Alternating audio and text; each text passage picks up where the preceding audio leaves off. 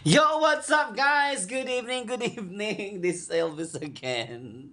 I just wanna share something lang talaga, guys.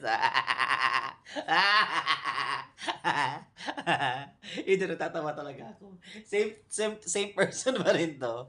Ay, Diyos ko. Ganito yung nangyari, guys. Yung isang, may mga kaibigan isang bakla kasi dito, tsaka yung kapwa-kabakla ko din. Tsaka yung isang babae. Ganito yun, guys. Nakatawa kasi ako. Ganito yun. Sabi kasi ni Ate Gay, sabi niya, "Bakla, may kamukha ka." Kamukha mo si Santo Niño. Nagalit si Ate Girl. Sabi ni Ate Girl, "Stop comparing me with Santo Niño." Because hindi siya katapat-tapat. Sabi niya yun. Panginoon yun. Tapos ito naman si Bakla ng Warla. Sabi ni Bakla, okay, kung ayaw mo maging kamukha sa Torino, magkakamukha mo na lang si Balak.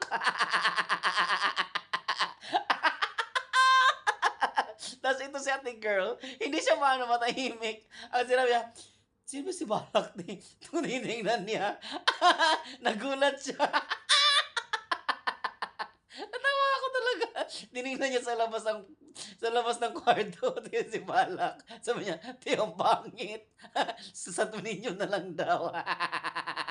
Yun lang.